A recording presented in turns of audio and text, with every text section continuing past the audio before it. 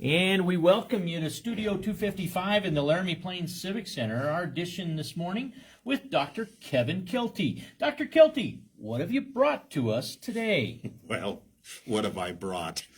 A number of interesting things. You know, you and I have talked about some discussions about utility bills at some time, and we've never really gotten around there.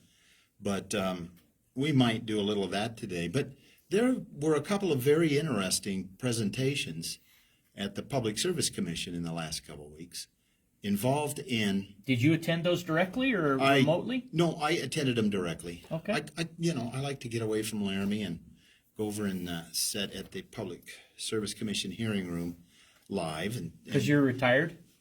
Because I'm retired and I've got the time to do it.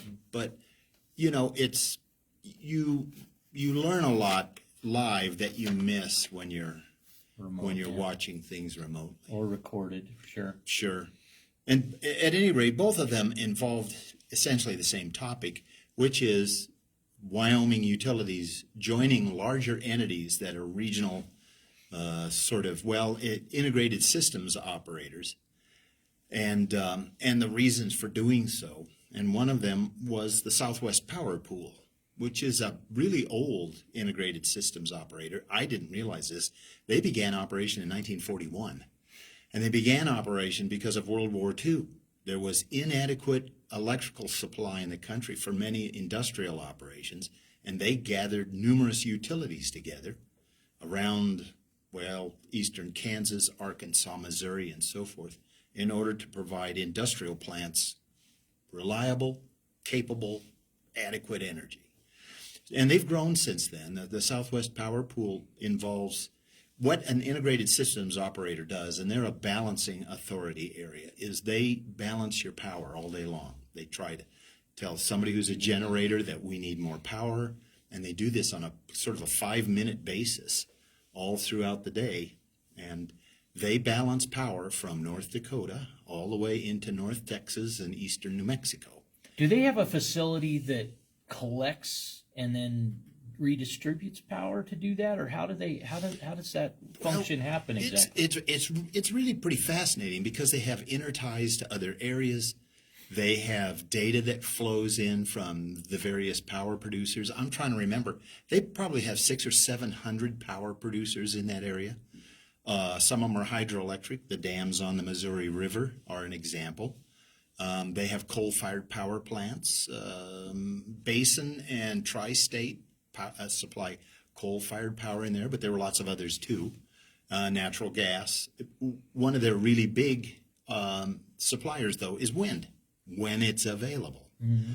And so they try to balance all of this out, 5-minute intervals all day long. Well, they are proposing to put together something that is a day-ahead market, so that they can have people bid on providing power one day ahead, and then they can plan and provide the least expensive power to their consumers and maintain reserves in case things go wrong. Do the United States have that infrastructure available to make that possible? You know, there are a fair number of these independent systems operators, and there is the New England Independent System Operator, New York State, but then the really big one in the United States is PJM, and PJM is really Pennsylvania, Jersey, and Maryland. They have 62 million customers in their ISO. And then next over is MISO, the Mid-Continent Integrated System Operator, and they handle things from Iowa into Ohio and so forth, and then south, of course, north-south. And then there's the Southwest Power Pool. And out here in the West, we're kind of sort of anarchists out here. We don't have something like that exactly. The big one out here in the West is the California Independent System Operator. And they have a very large number of customers. And the interesting thing is Pacific Corp, Rocky Mountain Power specifically, really wants to join the California Independent System Operator in what is known as the EDAM, the Extended Day Ahead Market, that they're planning to implement. So getting back to the the hearing at the Public Service Commission. Is that in Cheyenne? Yes, it was.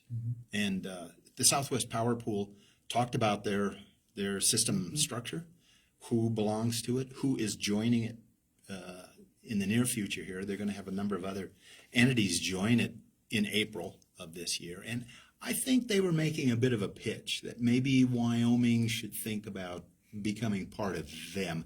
Their governance is different than the California ISO. And I'll just mention, within Wyoming, we have some utilities that are tri-state customers. Tri-state generation provides the power, uses lines that are owned by Rocky Mountain Power to deliver that power to various utilities in Wyoming. And a lot of generating facilities are part of what people call WACM. It's the Western Area Power Administration, Colorado-Missouri branch. And for example, the Roundhouse wind farm that you see between Cheyenne and Laramie, they generate and supply power to WACM. And the WACM assets are joining the Southwest Power Pool. So I was pretty impressed by their testimony, and their governance is extremely democratic. Everybody gets a voice. Everybody who has any amount of transmission line, and I think their minimum is you have to have 15 miles of transmission line. Who owns the transmission line? Do the power companies maintain ownership, or does ownership go to the state, or how are those lines? Rocky Mountain Power owns an enormous number of transmission lines in the West. Okay. And so that's privately owned. And are those lines involved with paying severance tax for the state with respect to vision hindrance or things like that? Nowadays, you think about extraction and minerals being extracted. Yeah. Well, one resource that was discussed in the earlier February meeting in Cheyenne with the State Land Board was Governor Gordon mentioned Cale Case years ago suggested a severance tax to wind power setups where the vision is severed, the site resource is severed in the state of Wyoming. Interesting. What are your thoughts on that? That's interesting because I don't know if people here in Laramie are beginning to notice, but we've got some really big wind turbines out to the northwest here. And if you travel Old Highway 30, which is, I think, part of the Sand Creek Massacre Trail, right? It's a named alternate trail of moving across the state of Wyoming. And you would think that those are scenic and are fun for tourists to travel on the ground and so forth. The wind turbines are getting to the point where they obscure the view. And I have mentioned this, I don't know how many times. The Industrial Siting Council never listens to me. And they are annoying in another way. Who comprises that council? Well, they are nominated by the governor, of course, and it changes quite a bit. And I couldn't tell you all of the people that are on it at the present time. Yeah. But I don't think they've ever turned down an application for anything. But there is plenty of evidence on that travelers, when they're traveling on the ground and choosing a route, choose a route where they think they will see the most natural scenery. That's what they value most highly. And if you're going to put up 700-foot tall wind turbines, 2 to the square mile, across their journey, they'll probably choose another route. And as you know, tourism is pretty big business in Wyoming. Number 2 in the state of Wyoming said. Yeah. And so I think you can damage your tourism industry by getting people to take alternate routes because they get tired of looking at wind turbines. Well, I mentioned the February meeting of the State Land Board. It was a 3-2 vote actually in favor of ceasing the permits to 2 wind permittees in Wyoming, and one Prairie and one Sidewinder. I believe that I don't have the full name correctly, but 2. One of them was Pronghorn, I think. Pronghorn. There you go. Pronghorn. Yeah. Prairie wrong. Pronghorn, correct. And thank you for that. The room was pretty stunned. There were claps and cheers, and it was not a quiet celebration of the 3-2 vote, which showed substantial trending change from the April 2025 determination, which permitted others Yeah. to come alive and be born. Yeah. Well, at any rate, it's interesting then to be able to make the case, as Cale did, that is a resource that's being taken away from Wyoming people, and maybe there should be a severance tax. You may know that at the present time, there's simply a wind energy tax in the state of Wyoming, and it's $1 per megawatt hour, and it generates almost nothing. If it generates $8 million to the entire state in a year, and that's shared 40-60 between the county in which the project is located and the state. And as you know, government can spend $8 million in a blink of an eye, and you wonder how it was done. But government is expensive. It's providing a lot of services and employs a fair number of people, and it buys supplies and so forth and so on. So trying to make up with a wind tax what you're going to lose in severance taxes as you shut down mines and so forth, that's a losing proposition. It's never gonna work. And I try to point this out to people, and we could carry this off in another direction, talking about power bills and whatnot. But getting back to the Southwest Power Pool once more. Did they provide an incentive to the state of Wyoming beyond the power of the influence of their group in the country in terms of service power? You know, here's the arguments for both of them, the California EDAM and the Southwest Power Pool, is that by joining a larger market, they can make more efficient use of resources, which will save you money. So you'll get supposedly, saving money is always a mysterious thing, as you know. It doesn't actually lower cost. That's what you would like them to promise, lower cost. Saving you money is nebulous. Yeah, they can always say, well, your bills are lower now than they would have been had we not done this. And that's a pretty weak argument, very unsatisfying.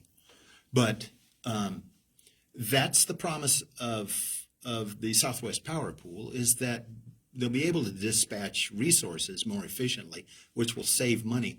But they say it will also provide for more reliable power. Now, here in Laramie, we've had really reliable power for as long as I've lived here, which is going on 13 years now. And I don't have complaints about reliability. We had one outage that I remember that ran about 10 hours one time. And we had one scheduled outage, if you remember, a couple years ago that ran about 8 and blew up my oven when the power came back on. I was told by Rocky Mountain Power that they could get some ugly transients once in a while, turning the power back on. It was an old oven, and they actually did me a favor. I got a much better oven on my own, and they didn't pay for any of it. But, you know, that's neither here nor there. I've been happy with Rocky Mountain Power, but I find them to be kind of slippery and evasive now, and I hope that we can hold a line on power bills. But California ISO, getting over to them, they promise the same thing. So I've got real specific numbers there. The California ISO, their fact sheet for the EDAM says we will save, when everybody who's currently a member of our Western Energy Imbalance Market, which is a 5-minute and 15-minute market in the West, when all of those people join, we're going to save all the customers $1.2 billion a year. That sounds like a lot of money to you and I, doesn't it? But there are 72 million people involved in all of that, which means there are probably in the neighborhood of 24 million accounts. And if you look at it that way, every year, that's like $50. They're going to save you $50 a year per account. Now, I know how much power I use. And if I were to save $50 a year on power, that would be 0.6 of a penny per kilowatt hour. In other words, when you bring it down to the individual account holder, it's really small. It's a very modest savings. And their other big promise is they will save 2.9 million tons of CO2 a year. Well, that sounds like an awful lot of CO2. China releases that much CO2 in 113 minutes.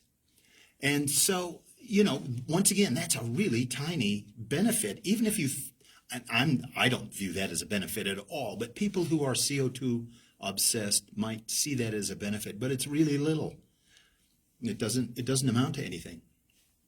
And they are talking about once everybody who's a member of the Western Energy Imbalance Market joins EDAM, well, the only two entities that are going to be involved in EDAM are the California Independent System Operator and Rocky Mountain Power when it starts in April.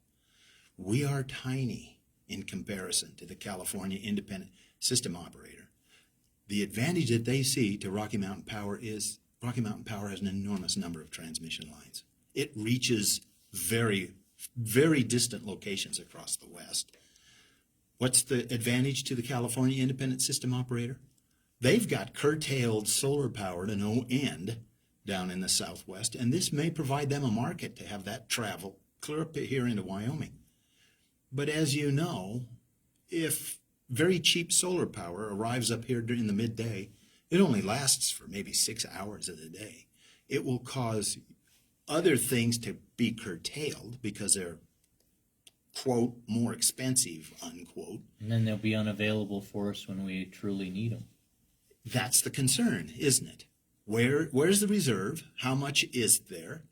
And if you continue to have multiple generating sources competing with one another, which they think this competition is good, I don't view it as good, and I will tell you why. The analogy I have come up with is you have a gasoline automobile that provides your transportation needs. Now suddenly you decide, I want to save some CO2 emissions, and I don't want to buy gasoline, so I'm going to buy an electric vehicle. Now I have two vehicles, and one, you're saving money on fuel, right, because the electricity is a little less expensive per mile driven than the other car. But your transportation needs, which are pretty fixed, are now being served by two vehicles, both of which you have to license and insure and maintain, and nobody can make the argument that that's providing you less expensive transportation. The same thing is true here. I've got wind turbines, coal, gas, solar. Many of them won't work at the same time because they either provide too much power and have to be curtailed, or they provide no power at all and have to be backed up. And you got all these multiple sources serving your power needs, and it makes it more expensive. And boy, if you think I have trouble explaining anything to anyone, it's really hard to explain that one to people. But I think the two-car analogy is not bad. And if you look in Wyoming here, one way to determine how much utility you're getting from a generating resource is to look at its capacity factor. How much power does it actually produce and deliver compared to how much it could theoretically if it were really running all the time? Wyoming's total system capacity factor has declined continuously in the last 15 years. As you've added more wind and solar to the grid in this area, they have to back the coal and gas plants back. You're now sharing a fixed amount of demand and so forth among various entities, and our capacity factor has dropped from about 70% to 43%, which means we're getting less utility out of our invested capital dollars in the power system. And California's, the CAISO has a terrible capacity factor. It's about 25%. And you could say, well, gosh, that's kind of sounds like they've got 4 different entities that are supplying power, and they're sharing all of them. That's a much higher, to 47%. That's a much more substantial change than I would have anticipated. That You're talking about the Wyoming. Yeah, the Wyoming reduction. That's substantial. If I were in business considering Wyoming as my business, it's bad business to support anything but our natural resources until the numbers change in a different fashion. I mean, just the fact that you say that we're looking at $8 million perhaps in revenue from wind turbine revenue, and that's in total. And then you compare that, we're probably doing that, I would say, much 10x in coal. Or I think it's even In beyond a year. 10x. And that's minimum. Yeah. That's not accurate. That's understated. Yeah, it's a problem, and it's been known for a long time that as you get involved in more diverse power systems, you end up with a lower capacity factor for everyone. So let's just focus on solar energy coming from the southwest during the day. It's curtailed at the present time, and the generators get nothing. As you know, in the Inflation Reduction Act, there were a lot of sweeteners for wind and solar energy in there. And if you meet all of their requirements, you can earn about 3.6 cents per kilowatt hour with just tax expenditures, just subsidies directly to your operation. If it sets idle, they can't earn that 3.6 cents on each kilowatt hour that they generate. They would be willing, I'm sure, to sell at negative 1 penny per kilowatt hour, because they would then make it up on the 3.6 cents of subsidy, and they'd be turning a profit. Now, you've got to figure dispatch would look at negative price. They'll pay us to take it. How can you beat that? But something maybe has to be curtailed, and it might even be Wyoming wind. And so it's quite possible that having that subsidized power flow up here into the middle of the day will actually curtail coal and gas back to as low a level as is possible, but maybe also curtail some wind. And so it could hurt Wyoming revenues. There's a lot to consider in this.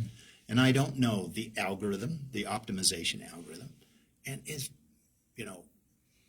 I'm suspicious of anything California. I have to feel like the rules will be weighted a little in California's favor, no matter what they claim. Well, it very much feels like the interests of bigger states are controlling the future of our Wyoming.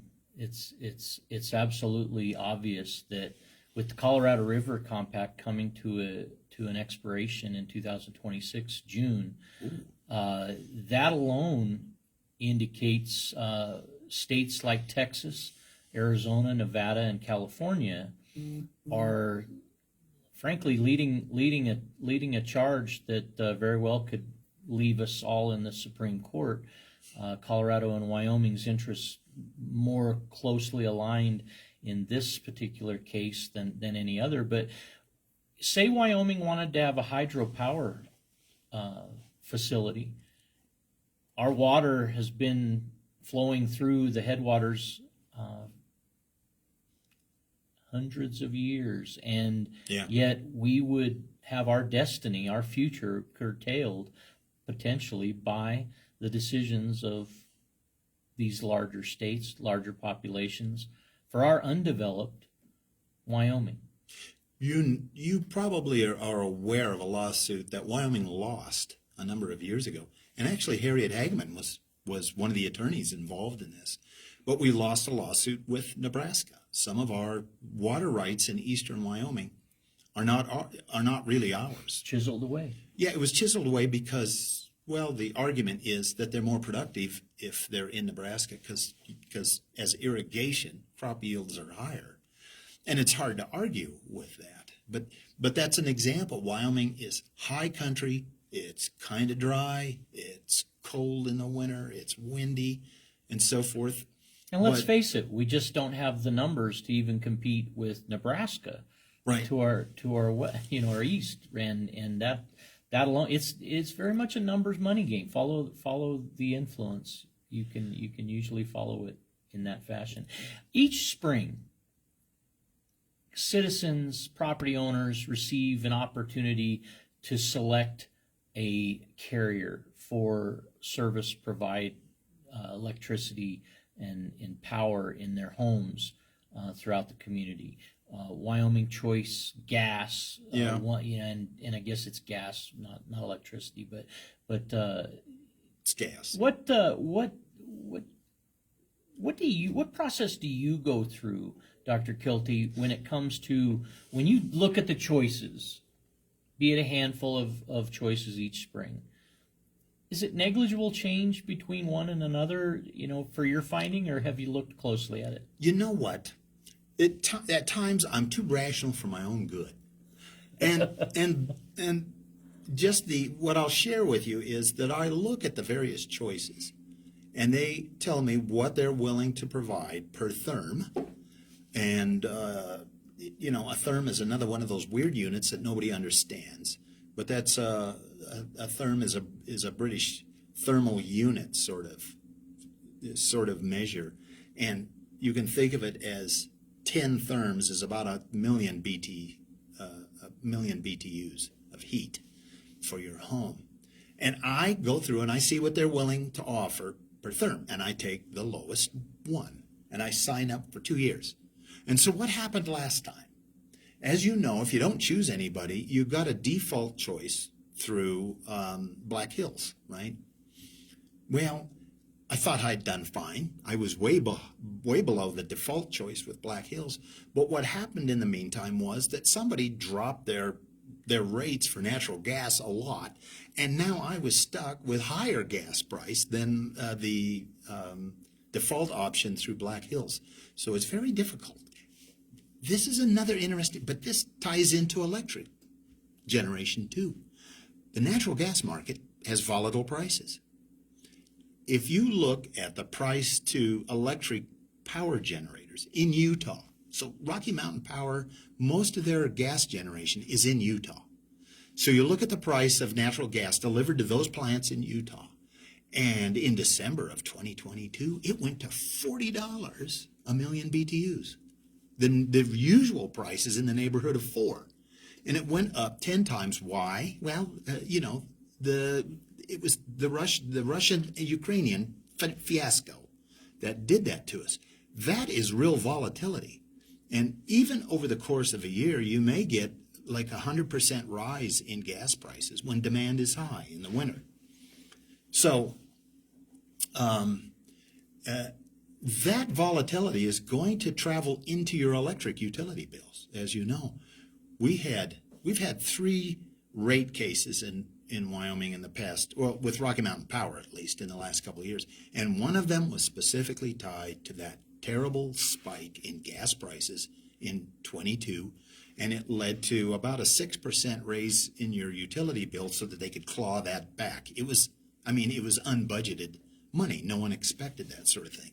So depending on gas to make your electric power has a volatility risk to it. You look at Powder River Basin coal, and it is a flat about 85 cents per million BTUs, and has been flat like that for a very long time. I don't even know how far back, maybe 20 years. Predictable. It's very predictable. And if you were an executive in a power company, why wouldn't you have some coal in your inventory of generators just so that you had costs that you could count on that weren't so volatile? At any rate, I've now kind of lost the track of where we were talking about the EDAM and so forth. Man, you as you know, always have curiosities when you're visiting, Dr. Kilty. You take us back where you wanted us to go. Well, one of the things I was going to say is you probably know that we had a person in Wyoming who was on that Colorado River Commission, part of the original compact, and that was H.T. Person, who was the Dean of Engineering here in Laramie. And he was part of the group that divvied it up, but they divvied it up at a time when the river flows were high, and as a result, they over-allocated. Rainfall and everything was higher. We weren't in the lower moisture. Well, if you look at it, moisture in the West is pretty volatile in its own right. We have wet years and dry years, and they just happened to take a period of time which was a little above the typical flow on the Colorado River, and they over-allocated it. And now look at how many people are depending upon it. It's crazy. I don't know what's going to happen in that, but we'll continue to follow it. When you sat in on the commission, what observations did you take from it? Well, I'll tell you one that I found kind of interesting. And this has now happened to me a couple of times. I get over there, I've researched their application and the associated documents pretty carefully. I have some idea of what the rewards and risks are, and I'm prepared to give some oral testimony right then and there. When I get there, I realize I should have kept up with the process a little better than I did, because everybody has agreed to a stipulated settlement. And now I don't know what the settlement really is. I haven't researched it and so forth, so that kind of short-circuits some of the things I was planning to do. But this stipulated settlement is not a bad one. I'm not unhappy about it. What they have proposed to the commission, and the commission will decide this in the next 30 days or so, is they have proposed that we go ahead and join the EDAM for just 5 years, and that we examine the data very carefully year by year to see how it's working out. And I think if they look at it in total, this will work out fine. Maybe some benefits will arrive that outweigh the risks, and we'll be better off.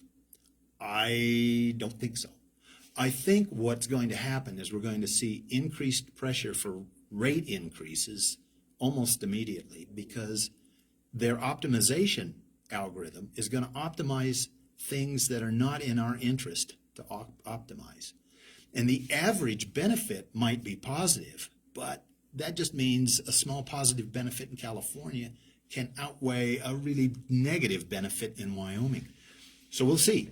I think you'll be able to see if there are going to be problems with curtailed power sold at very low prices, undermining our network. We'll see it pretty quickly. It seems that Wyoming leadership needs to take a firmer stand with protecting Wyoming interests, just the same as in insurance when it comes to health insurance. Yeah. And we have carriers that come in, they come out, they offer something in Wyoming, then they disappear a year later, and we're forced to take whatever we can get. And that seems to be the path of us going away from coal in Wyoming. Yeah, I don't know. Coal, if you look at the graphs that everybody makes of contributors to power, coal is always black, the black curve. And you know that has a psychological effect, right? Right. And natural gas is kind of a weird brown. And solar is sunny yellow. And wind is beautiful green. Color theory. Yeah, it's the color theory. You're being propagandized in every manner possible every Psychologists day. create these things, and marketers and teams come together and collaborate to the most influence and persuasion. Yeah. Now, I can tell you that one other observation I made, and I've never really dealt with these people before, is there was a group involved as interveners in this EDAM decision that are a trade association for renewable energy. And as you might guess, the purpose of a trade association is to promote the people who belong to your trade association. So they're big promoters of renewable energy. And I had the most interesting discussion with a guy who's worked for them for now 15 years. He's a graduate of the University of Wyoming Law School. And boy, he has got a story down. He and the economist that they had as a witness have a story down on renewable energy that I found amusing in a way. Their economist said this EDAM will help us produce a level playing field for generators of electricity. This is coming out of the mouth of a guy whose trade association members get paid as much as a 3.6 kilowatt per hour subsidy. And how is that a level playing field? It's just crazy to talk about this. And you know, these subsidies to the power, they claim that coal and natural gas also get federal subsidies, but it's minuscule in comparison to renewable. And one of the things I've learned by reading some documents from the Texas Public Policy Foundation, I don't know if you know of those people. I do not. It turns out that the subsidies provided to low-income people for their power bills is accounted as a subsidy to coal and gas. You know what? It's wow. It's remarkable accounting is all you can say, because spin to win. Well, that's right, because a lot of these people, their electricity is now coming from wind and solar, and if they're getting those household bills subsidized and it's only being accounted against coal and gas, it sounds a little unfair. It's just more of a an unlevel playing field. And what bothers me about the unlevel playing field is the grid would not actually run at the present time without coal and gas. You could, yeah, there are times when you'll get almost enough energy out of wind, but there are times when there's almost nothing. Another interesting thing that I learned, doing some research to put together a reasonable, I sent a written comment after the hearing last Thursday, but to the commission. But in doing that research, I found a headline that said the Southwest Power Pool in the past week has had 90% of its energy delivered by wind. Well, the week in question was the week of March the 23rd to the 31st of 2022.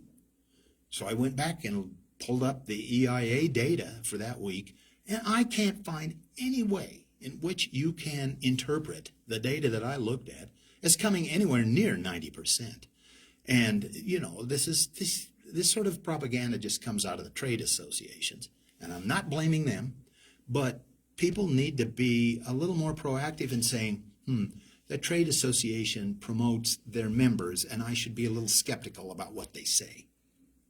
Right? Caution, skepticism. Well, the stipulated settlement has caution in it, and I think that's good. Yeah, for sure. What subsidies are we benefiting from more than we're frankly just paying too much as Americans in power and energy? You know, I look at this stuff, and I mean, this has become entertainment in my retirement. And why don't I go fish? But it really is. It is entertaining because this is a fever, Dr. Kilty. This you have is a fever. We need to heal you. Get a hypnotist. Spin something shiny in front of my eyes.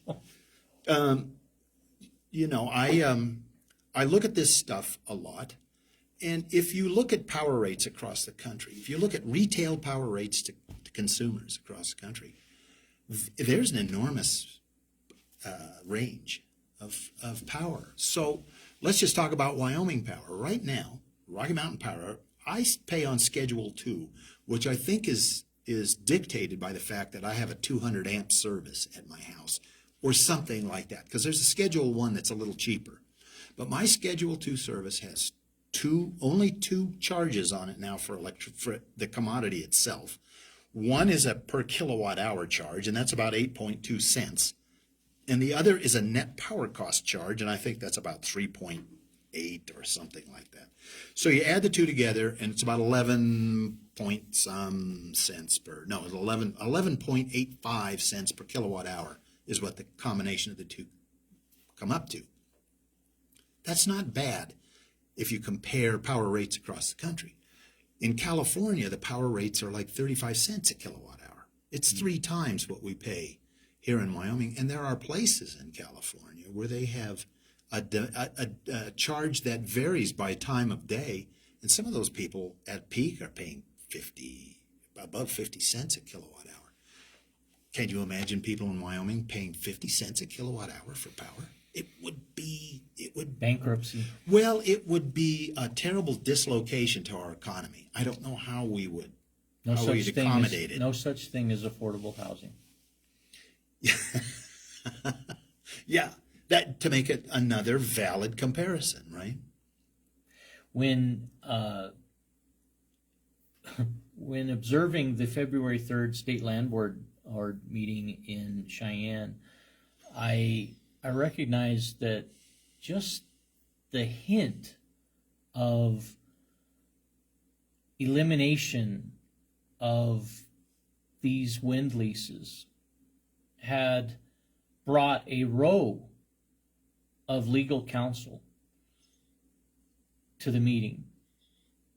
One spoke, multiple others prepared something materials, or were there in ready probably for different aspects that potentially the meeting might turn or develop and journey. But only the true land holdings had a representative that was strongly in favor of the pronghorn and leases being considered that day. Yeah. There were a couple other speakers perhaps that were neutral to supportive, but in general, I would say it's really four corners of Wyoming are becoming really fearful of wind and what it means to Wyoming's future, and 4,000 permitted turbines from Colorado to Montana across Wyoming already approved for construction. That was framed as a wind wall by one given testimony, and it does bear blink influence and vision obstruction and wildlife impact and just the vibration of these 53-foot turbine tines as they swirl. It's unstudied from many perspectives, and there's wildlife counts, impact counts that are challenged.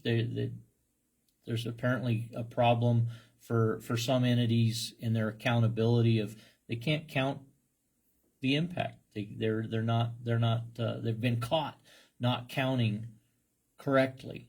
Well, that seems elementary. Mathematics, something we all reading, writing, and arithmetic, quite basic, but fundamentally powerful in the influence ultimately to what profit comes from these endeavors for companies that aren't Wyoming owned. They're quite often foreign owned. There are some that are foreign owned. And if you look at the benefits that flow from this, the state gets benefit from leases, but a lot of that state land also supports tourism through hunting, guided hunts and so forth and so on. Are you going to tell me that that having a very expensive wind turbine that might cost $5 or $6 million on some state land isn't going to have an impact on hunting? Do they want high-powered rifles maybe hitting their very expensive fiberglass blades? It's a reasonable question to ask. And I'm certain that the lease contract agreements have recovery in them for errant bullets or strikes of damage, of this type or that. I'm sure that they're quite protected in terms of what happens. The payment in some way is going to be recovered. It's not going to be absorbed by the companies themselves that are in operation. I haven't seen one of these leases. Yeah. I just has this feel that the public's not being benefited greater than other stakeholders in the formula. Well, and there are problems with wildlife. The Game and Fish Commission said that they can't get to their allocated numbers of mule deer and pronghorns in a number of these places where they want to site a wind plant. Now, I'll tell you something interesting. The people who are putting up wind towers would like to have a deep soil profile where that foundation goes in, and that is denoted in many places in Wyoming by sagebrush. And the pronghorns and the mule deer like the sagebrush too. So wind turbines are sited sort of preferentially in places that the wildlife would prefer to have grazing ground, especially when conditions are bad, because they will browse on sage preferentially when they can't get to the grass over deep snow. This is a potential problem. And some research that was done a while back, about 6 years ago, pointed out that if you look at how pronghorn in particular treat wind turbines, they avoid them. They avoid them even after they've been up and operating for a long time, and you don't have people wandering around the base like you do during construction. I think just the psychology of pronghorns, they are very vigilant about their surroundings. To have something constantly moving, perhaps producing weird noises, makes them move away from it, and you get less benefit from that grazing ground. The more cautious any animal is, the longer life they generally live. Well, pronghorns are so iconic to Wyoming, you know. I love those animals. And I like mule deer to an extent. The pets we have around Laramie are a bit of a pest. They come through my backyard all the time, and they tore up one of the covers on my window wells. They like those cost floral me. blooms. It cost me. Oh, yeah, you can't grow flowers. They eat those, but they're cute. They're cute as hell. Right. Do you remember years ago, seas of antelope? As you would travel across the state of Wyoming, you would see herds, 300-400 head, just a move. You just see the land. It would just move. It would just be a sea of movement, and that was the travel. You might wait 10 minutes just on the roadways, scenic byways, if you will, of the state of Wyoming on the way to Riverton, Lander. You could very often find these herds and watch their travels, and that was a traffic jam in Wyoming.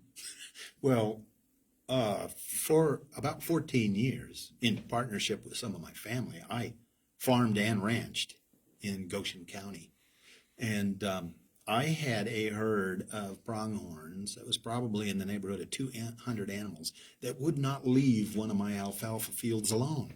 I have no idea how much money I lost, but you know what?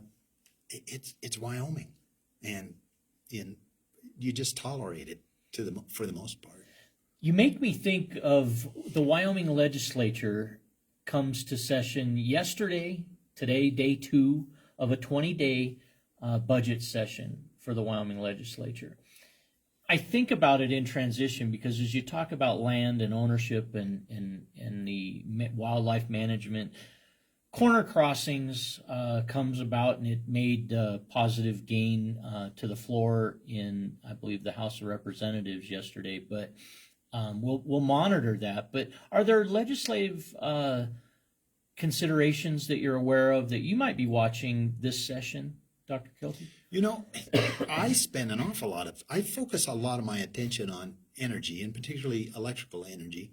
And I should look more carefully at the legislature. But I tried to get involved about a year ago in that failing attempt for the Make CO2 Great Again bill. I thought there were reasons for supporting that bill. And here's just one example. It ties in to energy quite a lot, as you know. If we're going to add carbon capture to coal plants, the coal plant is already built.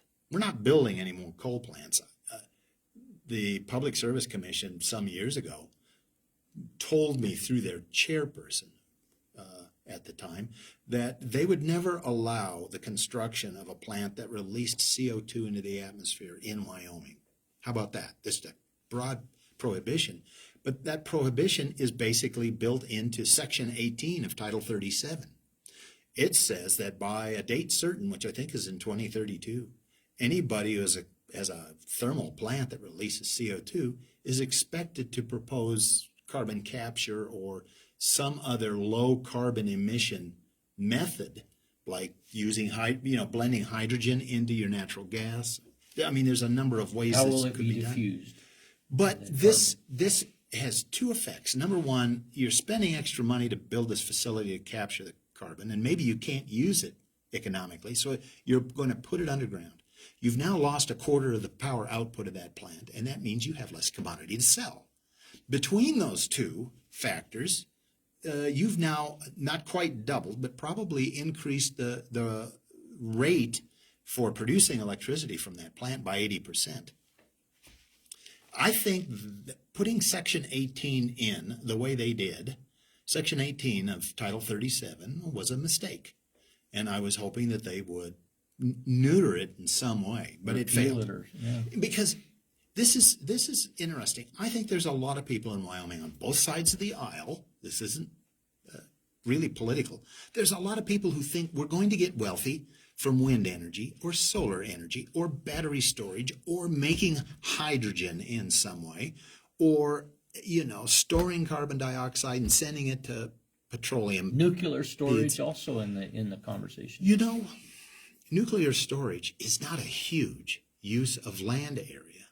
And if we would just do some sensible things like reprocessing nuclear fuel in this country, and I've always thought Wyoming should be in good shape for being a reprocessing site for nuclear fuel, because we have people who already tolerate a lot of dangerous stuff. We got pipelines that carry hydrogen sulfide gas. That's really dangerous stuff.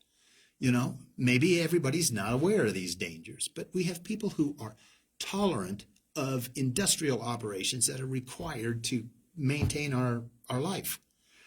And they're not, I view Wyoming people as being pretty sensible. People of Laramie, Wyoming, you are right along I-80. And I-80 right over your aquifer. Yeah. The water that we all drink, and that is endangered by all that travel the highways every day. So, I'm pretty in favor of nuclear energy, but as I've told you before, I think on this program, that the plant in Kemmer is going to be a test bed to see how well this sort of novel design works out, and so forth. So people shouldn't get too excited about it. But there's a nascent industry there that could help take over from natural resources extraction if we ever get to the point where we're bullied by everybody else. Are there key legislators in our elected body that are of particular alert? They're key figures that alert you in their activity. Are there ones that you watch specifically? Everyone bears consideration. I don't mean to Right. say that Right. senators or House of Representative members are less involved than any other. But are there keys that you've found historically that are leaders in these topics? There aren't a great number that I talk to all the time. I sure talk to Sherry Steinmetz and her staff occasionally. Kevin Campbell, who's I think from Converse County, Converse or Natrona, one of the two up there. I've spoken extensively with him.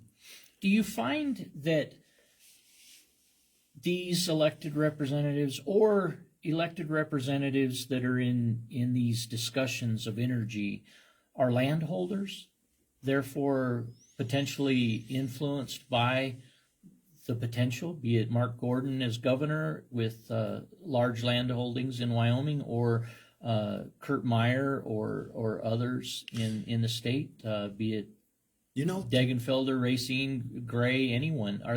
Do you find that pattern? If you follow the land, if you follow the money and holdings, do those provide insights as to the direction of Wyoming? I would be willing to guess that the people who are the majority landowners in these lease operations are generally in favor of wind, because really for two reasons. One, a ton of them are absentee landowners. They live elsewhere. The biggest leasee for Rock Creek 1 and 2, which is operational now northwest Laramie, he lives in the Denver area. The biggest leasee besides the state of Wyoming in rail tie lives in Phoenix. And this is true that a lot of the people who seek to benefit, they're not going to be faced with looking at those wind turbines or listening to them all the time. They're simply absentee landowners. The others are the state, and as you know, who owns the state lands? It's one of those. It's a commons, right? And it's very difficult to decide who really feels that they have a stake in the ownership of that land or its stewardship or what it looks like, and so I think there's a divide there. There's a lot of people who think they're going to get wealthy from other industrial sorts of operations. And what I found something interesting the other day. There's a big coal plant at Delta, Utah. It supplies power into Southern California. I actually worked on some of the studies for that coal plant 40 years ago when I was doing some consulting for the LA Department of Water and Power. They're the customers. They take that that power. That coal plant's now been shut down. It is being converted to natural gas, but Mitsubishi is delivering turbines to it that can operate on blended hydrogen. And they think that by 2045, there'll be 100% hydrogen turbines. Now, where's the hydrogen going to come from? You know, it's not something that you find naturally, or maybe you do. There's some test drilling now up in Idaho that almost nobody knows about, where their target is hydrogen gas beneath the surface. And I think it's crazy. I don't think they're going to find what they are hoping for. But there's somebody who's worked out a theoretical model of how you generate hydrogen in the subsurface, and they're going to test it. Fine, test it. But more than likely, how you're going to make this hydrogen is by curtailed solar and wind energy. You'll use it to make hydrogen. So now you're going to encourage more wind and solar to be built so that they can supply power to hydrogen. And then, after great cost, the wind turbines have maybe a 35% capacity factor year around. But you pay for 100%, right? That's the real problem here of utility of capital investment. Now they're going to take that and they're going to turn it into hydrogen, and your efficiency there might be 40%. So you now take 40% of 35%, and you're down to 14%.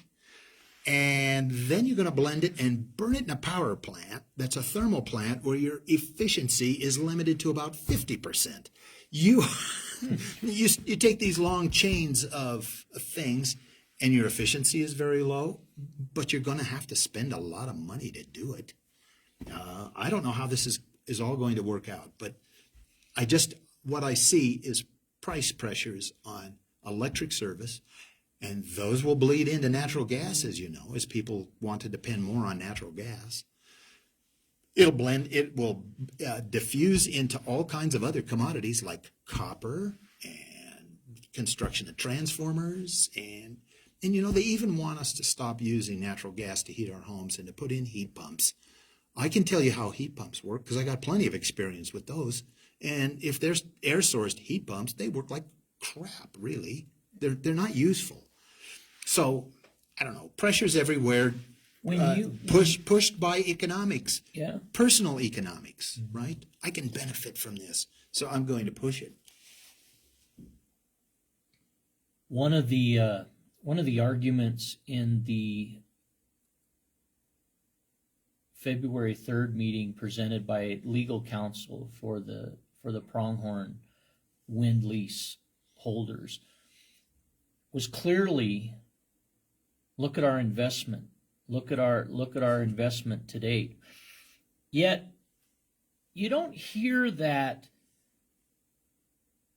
there was no expiration set on the developers of coal-fired plants at their origination date. Yeah. And they could become extinct, made extinct, forced out of business entirely. But the same argument not being made equally for all energy types, and that ultimately comes down to winners and losers being picked in our world, which the conversation of winners and losers is a conversation that I want to segue to. The Wyoming Business Council and the University of Wyoming budgets have been large parts of many discussions before leading up to the February 9th start of the 2026 legislature.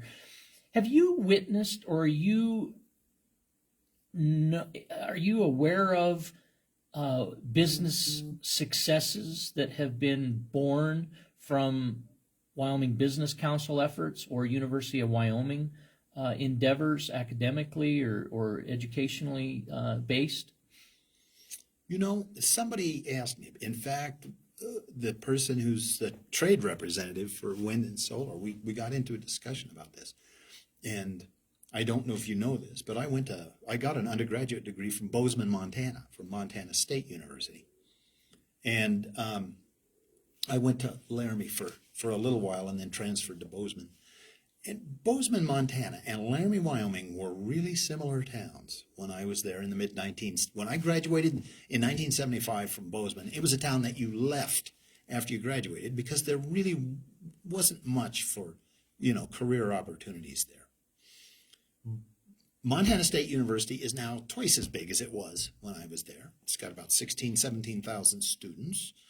A physics professor that I worked with when I was in my senior year had come from Yale, and he was a quantum optics, photonics sort of guy, and real smart fella, a slow-talking Georgia boy. And he was really the seed that started the entire quantum optics photonics business that now employs probably in the neighborhood of 500 to 600 people in Bozeman. And there are 28 companies. They're little companies all over the place. And that generates a real vibrant economy in Bozeman, Montana, and it has drawn people. As you know, that place has been growing like gangbusters. Well, Laramie and Bozeman were similar at one time. So what has happened to Laramie? As you know, a lot of ventures are born here in Laramie from university people, but the difficulty is figuring out how to get them to stay here. And the difference between Montana State, if you've been to Bozeman, that's a real pretty setting in there. You're in between the Bridger Range and the Gallatin Range and so forth there. And the winters are a little harsh, but it's not windy like Laramie and so forth. And Laramie's environment kind of pushes people away. So when a San Francisco entity wants to buy one of our startups and move it to San Francisco, it's hard to stop it. In Bozeman, people resist it. They say, okay, you can buy this entity and you can take it to Boston. Well, we're not leaving. And we're not leaving, and we're just going to start another startup because we got lots of other ideas. Mm-hmm. And boy, I wish I could see that in Laramie, but it's a much weaker thing in Laramie, and it probably would take a lot of study to figure out entirely why it's so. So creation, incubation, positives for Laramie, but direct longevity sustained successes are minimal. Right. Well, as you know, a lot of people at the university really live in the Fort Collins area and commute because they prefer Fort Collins. I'll tell you an amusing story, and I don't think Michael Stollinger would mind, but he's Austrian, and he's in the mechanical engineering department. And Michael told me one time I was bemoaning the fact that we couldn't get faculty to stay in Laramie and stay put at the university. And Michael says, you've got to recruit people who like Laramie. And Michael likes cold weather and snow. You need to look for those people. Well, they say the same in athletics. They say the same in so many different perspectives. The Wyoming Business Council, have you seen creation of strong energy companies in the endeavors, the workings supported by the Wyoming Business Council, which is essentially a state mechanism created in the state of Wyoming in order for government monies to go to private entities through a Wyoming Business Council filter, if you will? I have not. In fact, my association with the Wyoming Business Council was sort of severed when my father passed away. And that was a long time ago. That was 30 years ago now. And I haven't paid much attention to it since. I was just curious because one of the obviously what happens to the University of Wyoming is of substantial interest to the Laramie community in our future as a large employer and foundation in the community. It's powerfully influential to what happens. And when you think about an entity that has $5.8 million in salary overhead annually in the Wyoming Business Council, that's a lot of potential state of Wyoming dollars that are dedicated to employees alone, and that's not direct investment that we're seeing an immediate return on. That goes to employees, which I guess the immediate return would be those are great jobs. Those are great Wyoming Business Council jobs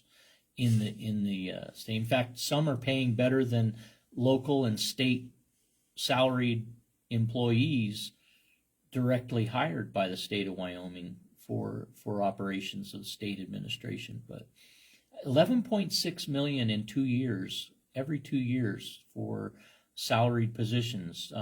Executive Director Josh Durrell, 288,000 annual income.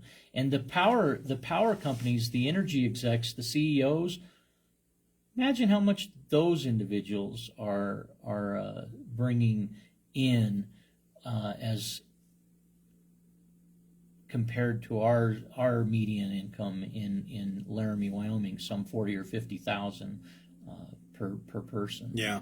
That in any event, unless we ask so many times, unless we ask questions, unless we talk, we listen, we have little chance of learning more than we knew yesterday if we don't endeavor and invest today. So I do appreciate you coming to the talk shop and sharing your knowledge, your observations, and certainly for those that are in the audience that are not familiar with you, you are a retired engineering instructor at the University of Wyoming. Tell us about maybe something you prepared to talk about today, maybe as we close, that you want to mention before we do finish this segment.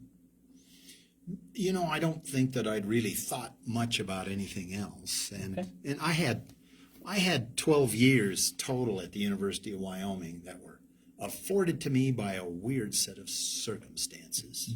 I was a trustee at LCCC, you know, for 4 years, and I got in there because I was extremely disappointed by how another government entity behaves in the state of Wyoming, and that was LCCC. And they had a president of the college who I thought he had poor leadership skills. He was resentful at times. He would. Was the Albany County campus for LCCC born during that time, or was this before that? Maybe Dr. a little Kilty? bit before that time, but oh my God, I got a Charlie horse in my leg. Owie. These chairs are too short for me. Owie, owie, owie. We will break in a moment and be back. Dr. Kilty, rest that leg. I have